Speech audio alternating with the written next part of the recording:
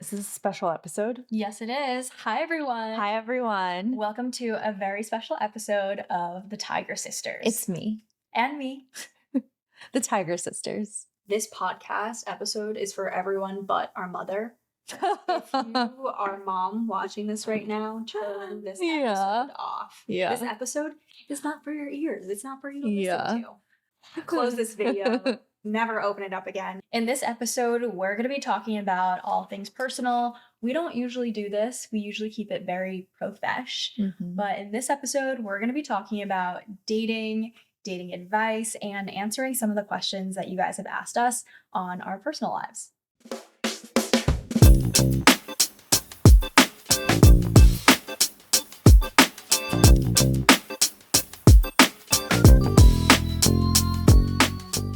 So the reason we decided to do this episode is because we got a lot of questions about our dating lives and our personal lives and what our status is. So we're going to answer them.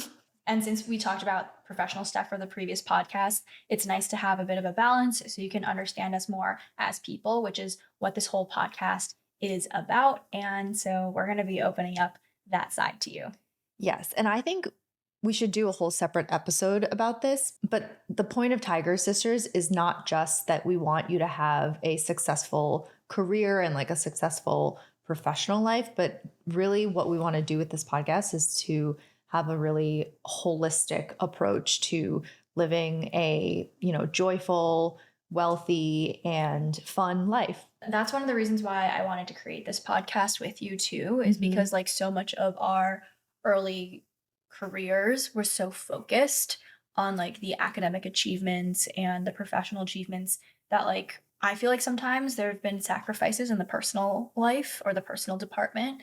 And so it's really important that like we focus on that now and we just talk about some of the things that we've gone through so that, like how do you balance like work and dating? Like that's a very real thing that like girlfriends talk about. Yeah. Cool. We have Mailbag where we take like questions and DMs from you guys and we answer it. So the first thing is that I have someone named Philip Sebastian who said, "Is your sister single? I might have a friend that might be a good match. That's probably one too many mites for me. Yeah, seriously.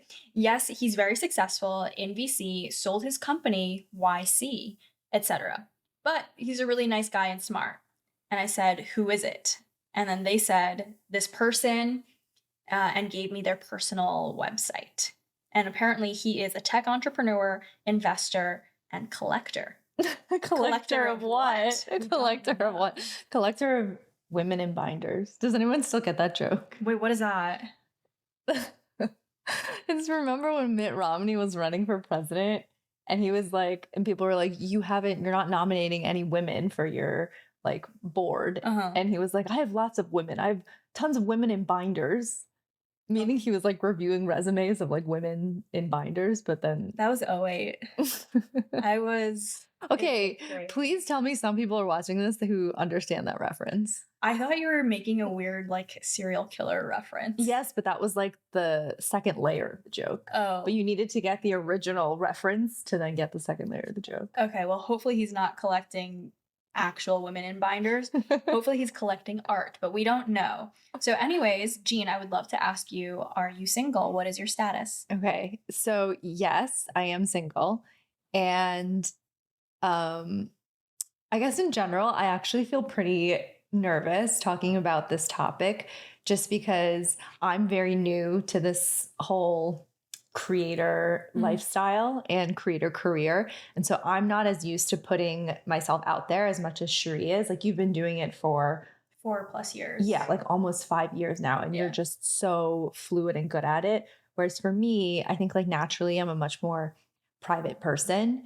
But I do think back to what we said earlier, like dating and relationships and friendships are just such a critical and important part of living like a holistically happy life that we should talk about it. So yes, that's all to say that I am single. I am recently single.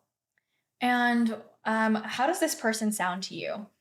If this guy who might be a friend, who might be a good friend, very successful in venture capital, sold his company, Y Combinator.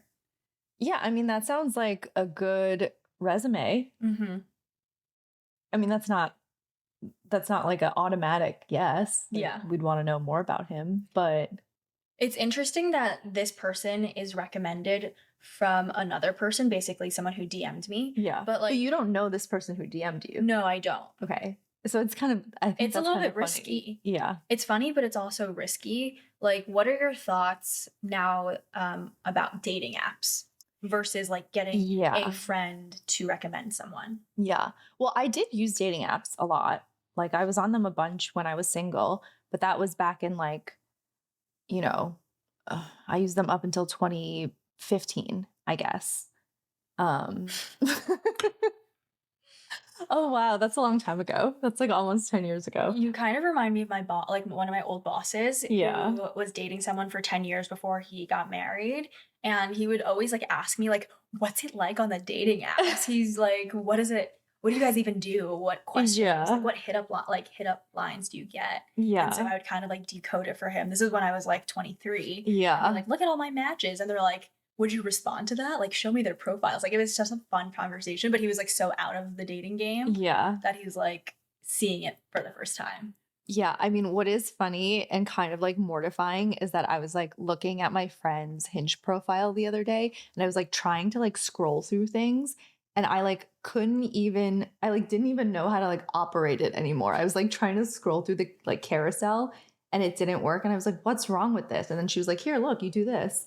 And I was like, and then I like totally like blamed it on the app. I was like, the tap zone is too small here. Like they need to like work on that. Like you need to shake and like send in a report. Technology has evolved since 2015. Yeah. Yeah. So I think in general, I'm not opposed to dating apps, but I also am not on them now. And I kind of am just, maybe this is naive, but I'm kind of just hoping that I just meet people organically and through friends and it just magically happens. Yeah. I don't know if that's naive.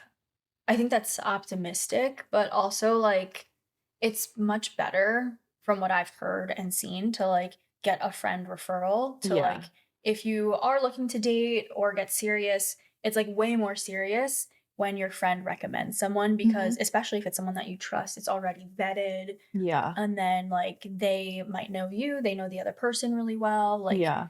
it's kind of like a matchmaker. Yeah. I haven't really dated anyone seriously who I was like set up with, but I've actually never been set up with. I would love to be set up.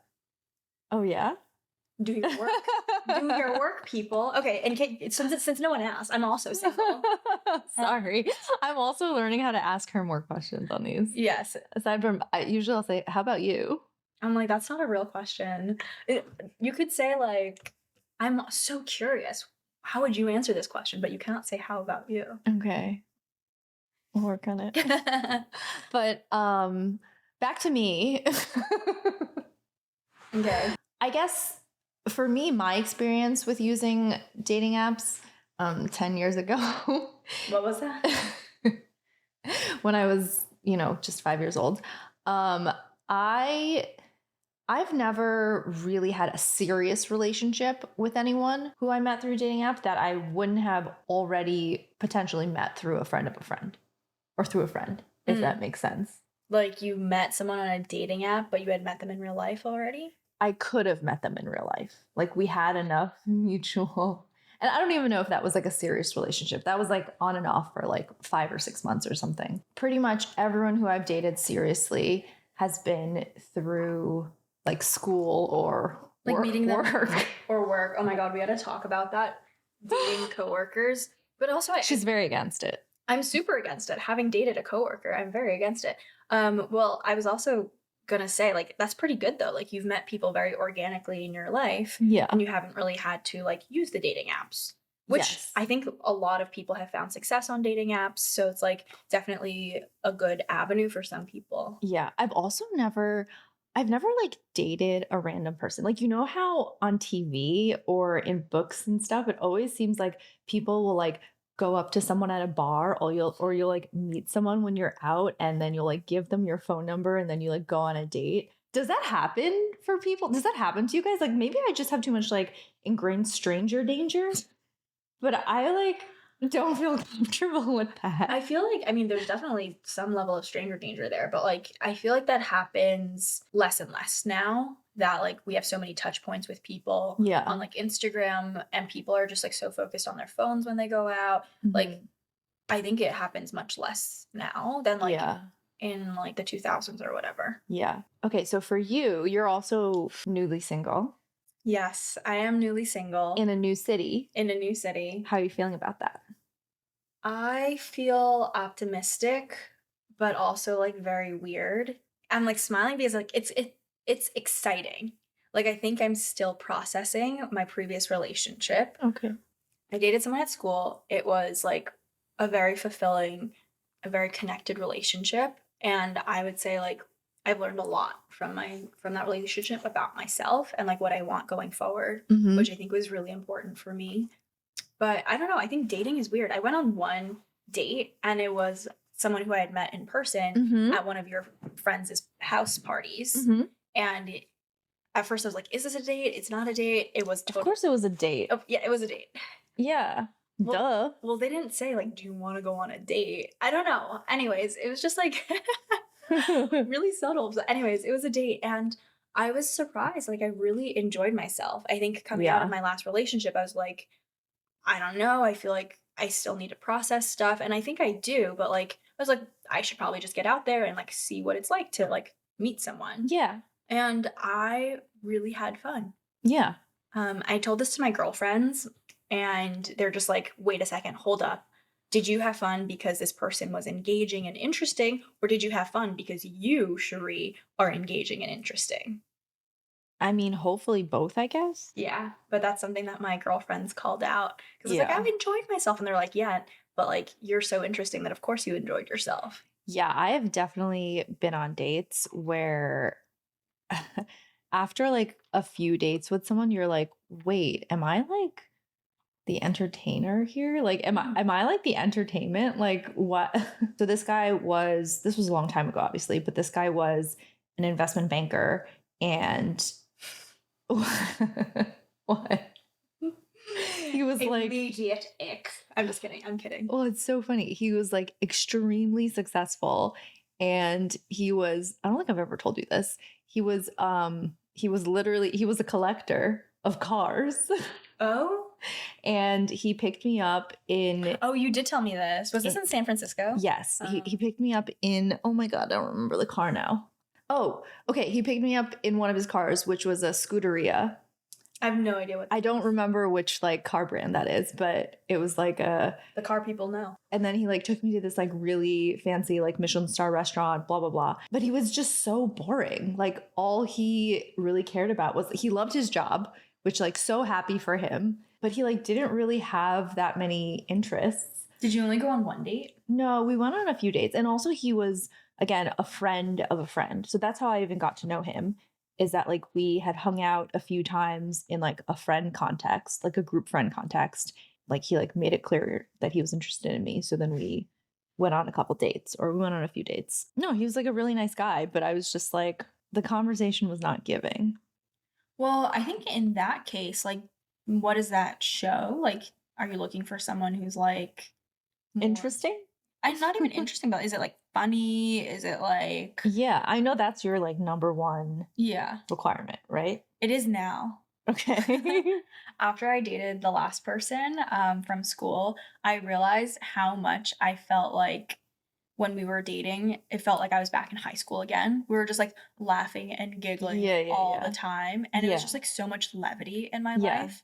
And I'm like a very like cheerful person, and I love to laugh. And I felt like she loves to laugh. But like I forgot what it felt like to laugh like that with someone, and to like joke around and just be so playful. Yeah. Like bringing like childlike play back into the relationship. Like when I am, I don't know, like 50 or 60, like I still want that to be a core tenet of my relationship in the future. And the person I had dated before was like very different from that, like a lot more serious. Yeah. I feel like a few of the people that you've dated can be put into the bucket of like, Oh my God. what? You're like analyzing it. Of like really attractive, but kind of stoic. Really? Oh, I can see that. Yeah. Like just not very Playful. humorous or playful. Yeah.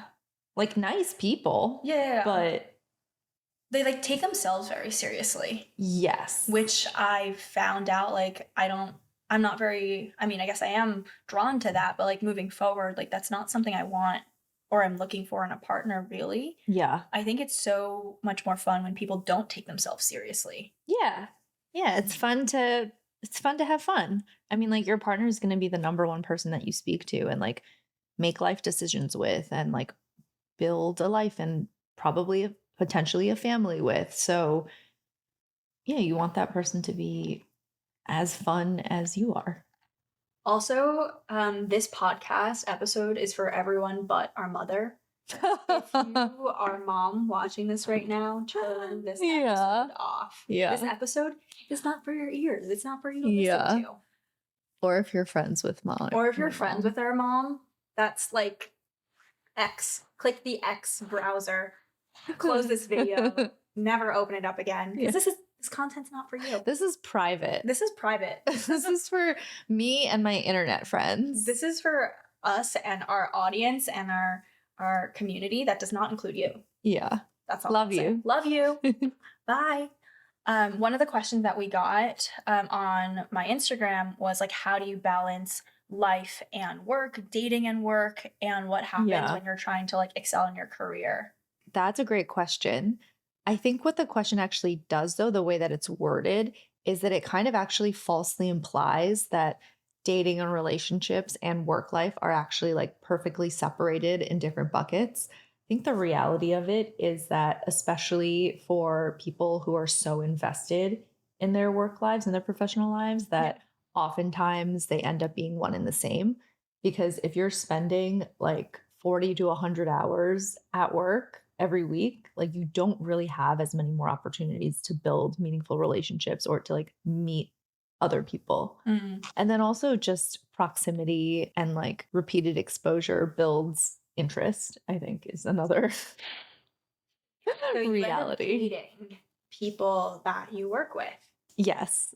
Guilty. Yeah, guilty. It might work out for some people to date their coworkers, like if it's the love of your life. Like I think there have been really successful stories, but for me it has not worked out. And people usually say don't shit where you eat, which is basically like don't date where you work. Yeah. If they're on your immediate team, like that's pretty weird. Like it can get pretty weird. If you guys are at the same company, it's a big company, like sure, like things can be normal if things go south, but like you have to like end up seeing that. If you have to end up seeing that person in a meeting or at your work every single day, like just imagine how like stressful that is. If you are in a situation where you really want to date someone at work, maybe a reasonable compromise is that you can just hold off and see if one of you ends up leaving the company, and then you can date after the fact and after you're, have less like interactions that are work related. Anyway, so my advice is try not to date anyone at work. And if you can hold off, I think that would be a really good idea. Yeah, maybe like the way that you can look at it is that the people that you meet and interact with at work are like a pool of people you could potentially date in the future. Yes. Yeah. So that you can get to know everyone as like a coworker and as a friend. And then in the future, maybe something develops from it. Thinking back for myself, that's been some of my more positive relationships. People that I had originally met through work, but then we hadn't dated until after the fact. Sometimes even like years, like a year later or something like that. Really? Mm-hmm. That's kind of romantic. Yeah. I think maybe that's also my personality, is that I'm kind of more of like a slow burn person, or like I like to feel like really comfortable with a person. So that's why, like, for me, I was saying like pretty much all the people I dated seriously, I like knew them and had hung out with them multiple times in totally platonic situations, oftentimes like years or even like a month before we like actually tried out a romantic relationship. Interesting. I think I'm the opposite. Oh, really? Aside from someone who's funny, what are you looking for? I think it's really important for me to find someone who challenges me, Oh, true. both like physically and like intellectually. Yeah. One of my like favorite things about one of my past relationships was that Beep was a really good snowboarder.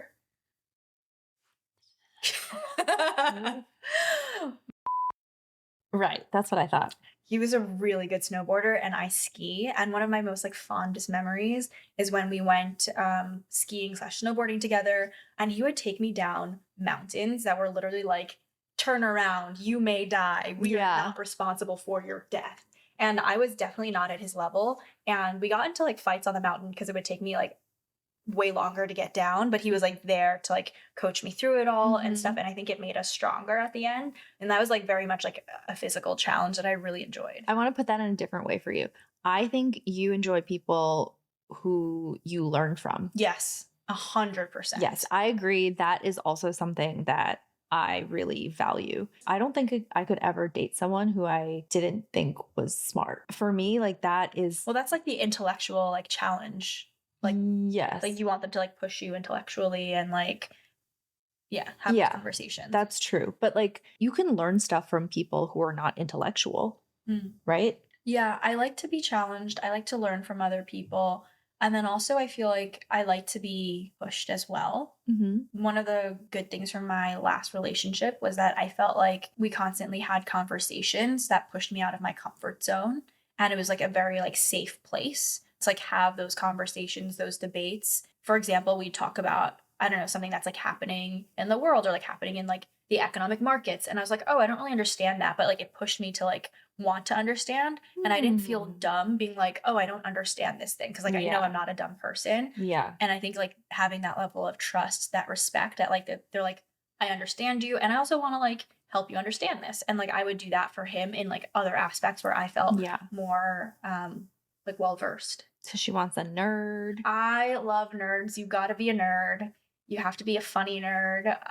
And something like in the combination of that is who is also an amazing skier or snowboarder and golfer. And golfer. I love if you can teach me golf, like that's bonus 10 points. I would say like in the intersection of like nerd and funny is you have to be witty. Like I love puns, and I think if someone is like witty and like she wants that repartee, that banter. She wants the banter. Like the witty sense of humor is so like attractive. It's very funny, kind of like a stand-up comedian without the depression. Did we get through all the attributes? Anything else? Oh, I have another one. Okay, tell me. Tell us. I'm really into people who prioritize fitness. Right. Like physical fitness, because normally I think a bit of a couch potato, or like I lean towards. You are not a couch potato at all. I lean towards couch potato. Like there's days where I can go like 2, 3, 4 days without working out. That doesn't make you a couch potato, guys. I don't think she knows what a couch potato is. Well, I think I like someone who's more active than I am. Okay, to encourage you. Yes, like to challenge you. To challenge me, and then we can like do activities together, like play pickleball or tennis. We can go to yoga together. My ex and I did like all those things together. What if they're like pressuring you to be active every single day though? I would like that. What if they pressure you to do 2 a days? I don't know how I would feel about that. Like it would make me like a healthier, better person. Yeah. I might be exhausted and like have to weigh like, the pros and cons of that in terms of like, how am I feeling and is my work impacted by how tired I am? What if they were like, you must be a long distance runner? And they made That's a weird criteria, but I think that only makes me healthier. Okay. Like if we like did a half marathon or signed up for a half marathon together and like had to put together a training plan, like that is only pushing me and challenging me in a good way. Okay. But what if it was the marathon? I don't think I would ever do a marathon. I think, I don't know. It's a bucket list item, maybe. Okay. Why are you trying to do a gotcha? Because I'm trying to test the bounds of this interest, of this, what you want. I think if it's 3 a days, I'm out. If it's sign up for a marathon, maybe. Yeah. Like it's a bucket list item. So to add to your list, she wants A hot, fit, funny nerd. Hot, fit, funny, witty nerd. Yes. Who's into extreme cold sports. Extreme cold sports. Like curling, for example. Not curling. So you're looking for a hot, funny, witty No, let's skeleton. let's not mislead anyone here. Okay, just kidding, just kidding. Okay, what about, do you want to be in a power couple? Ooh. This is a tough question. I am pro power couple. How would you define power couple? Ooh, that's also a good question. A power couple, assuming that you are in a more traditional relationship involving two people, like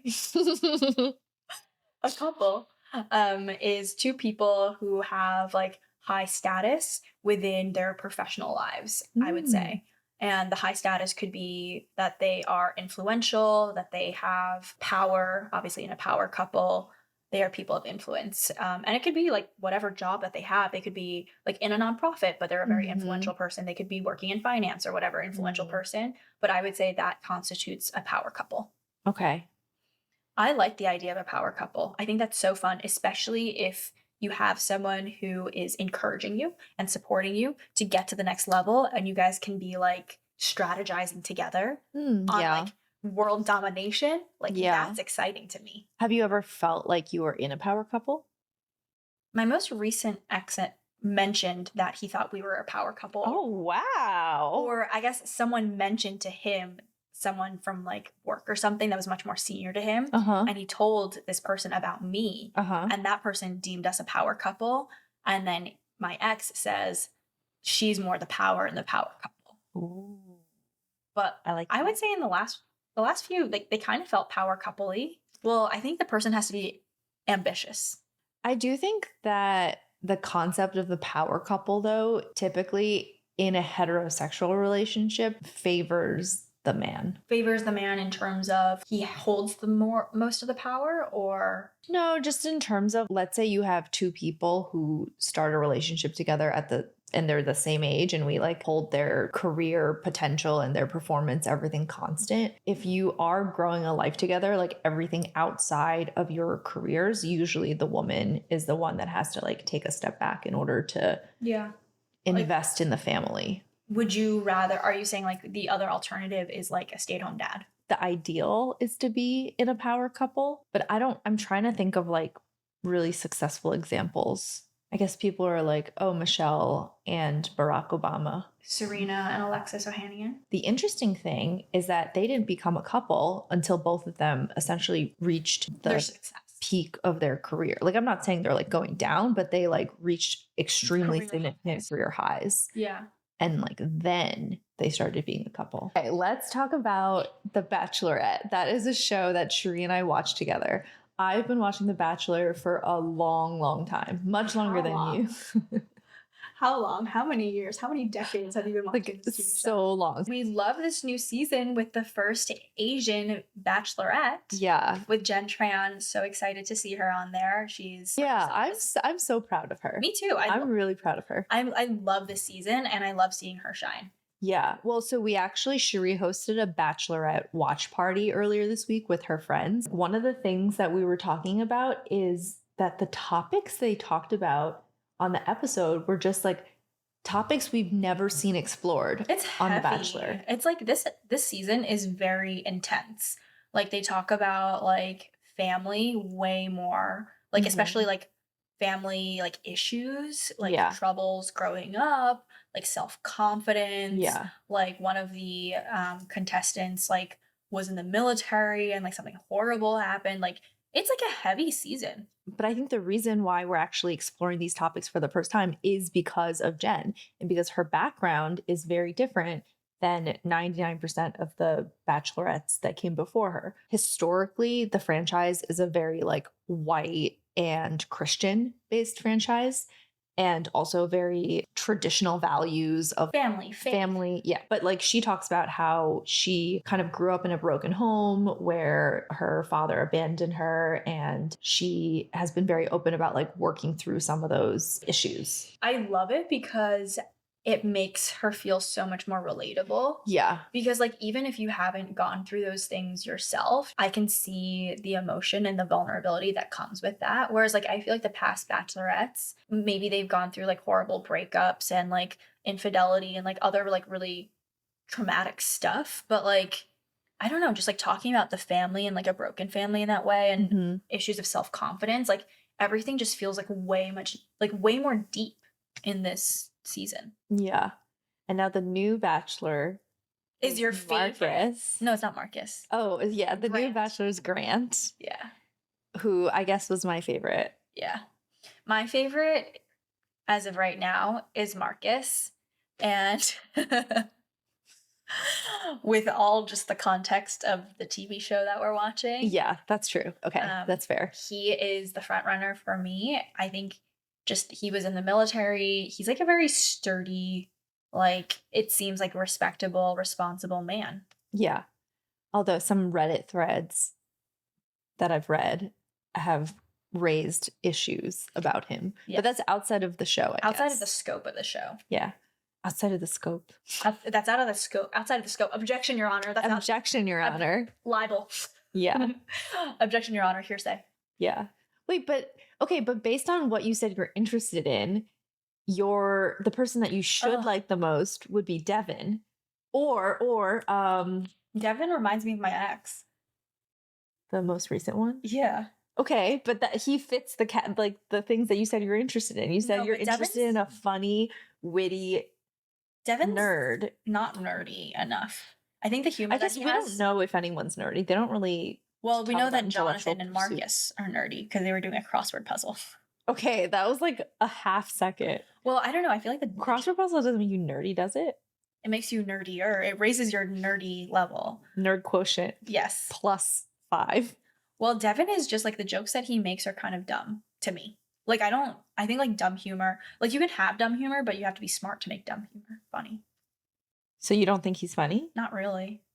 Oh, I think he's funny. Well, you're right that Marcus is very serious. Yeah. Marcus is the stoic hot guy again. Once again. He has no sense of humor. I mean, that we've seen in the episodes. Yes, that we've seen. Yeah.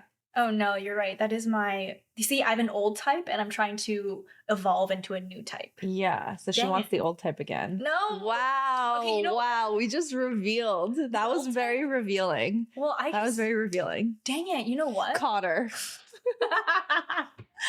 You know what? Caught out. All the exes that have been stoic and handsome are very like Marcus-like. They're very like sturdy. Yeah. I like that because they're responsible too, for the most part. They're like very responsible, have their head on straight type of person. Like I want them to be very dependable, which is what I like about Marcus. Mm. And so, like, can I have someone who's dependable? Can she has hamburger? May I has cheeseburger? May I has please? May I has cheeseburger? She just wants someone who is the Venn diagram of dependable and playful. Yes. Can someone not be both? I am both. Yeah, you are. Yeah. So you want someone who's the same as you. She wants a twin. She wants a male twin. That's weird. Narcissism. Just kidding. Oh, wait, who's the one who has 2 earrings? Jonathan, yeah. I really like Jonathan. He's my number 2. After Marcus. But they're so different. Are they? That's the 2 archetypes that you're talking about. Yeah. Stoic and like muscular. Sturdy. I mean, they all have muscles because they're on, well, not all of them. Devin. Well, anyway. We'll cut that out. No, they all fit. Yeah. Okay, we'll forget it. I don't want to talk about people's bodies.